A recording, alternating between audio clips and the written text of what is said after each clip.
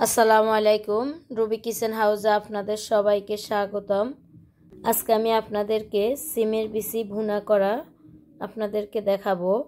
সিমের বিচির খোসা ছাড়িয়ে নিয়েছি, আর এর সাথে আমি কিছু গোটা সিমও দিব, আর চিংড়ি মাছটা দিয়ে আমি ভুনা করব। কাতল মাছ দিয়েও করতে পারেন, রুই মাছ দিয়ে করতে পারেন, আমি চিংড়ি মাছ দিয়ে করব। পরিমাণ মতো তেল দিয়ে দিলাম। এখন পেঁয়াজ কুচি দিব, হলুদ গুঁড়ো 1.5 চা চামচ, লবণ স্বাদ অনুযায়ী, মরিচ দিয়ে দিব 1 চামচ। ঝাল যেভাবে পছন্দ করেন আপনি বাড়িয়ে কমিয়ে দিতে পারবেন। জিরা বাটা 1 চা চামচ, রসুন বাটা 1.5 চা চামচ। এখন আমি যে চিংড়ি মাছগুলি কেটে নিয়েছি, আমি চিংড়ি মাছ দিয়ে দিয়েছি 250 গ্রাম, কারণ আমার এখানে সিমের বিচি 1 কেজি, তো আমি 250 গ্রাম চিংড়ি মাছ দিয়েছি। চিংড়ি মাছগুলিকে ভালো করে কষিয়ে নিব।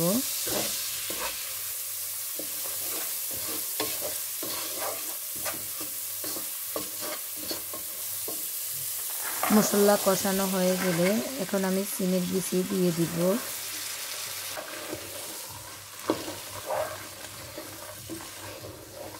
সিমের বিচি 1 মিনিট কষিয়ে আমি এখন যে গোটা সিম নিয়েছি সে গোটা সিমগুলি এর মধ্যে দিয়ে দিব।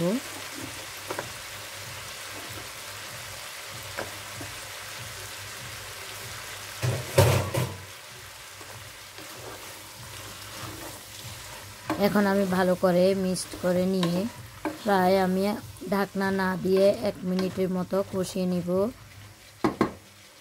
কষানো হয়ে যাওয়ার পর ঢাকনা দিয়ে দিব 2 মিনিটের জন্য। 2 মিনিট পরে আমি ঢাকনাটা উঠিয়ে নিয়ে প্রায় 3 মিনিটের মতো আবারও কষিয়ে নিব। যে গায়ের মধ্যে যে পানিগুলি বের হয়েছে সেই পানিগুলি শুকিয়ে নিব। এতে করে সিমের বিচির ভিতরে লবণ ভালোভাবে ঢুকবে। আমি আবারও ঢাকনা দিয়ে দিলাম।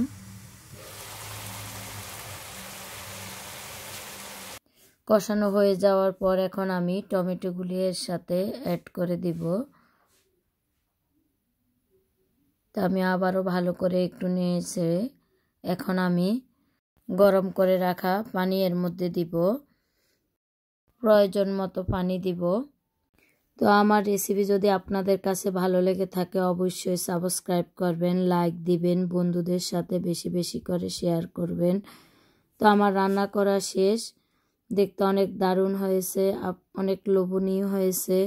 তো আপনারাও এই রেসিপি বাসায় ট্রাই করবেন আর আমাকে কমেন্ট করে জানাবেন।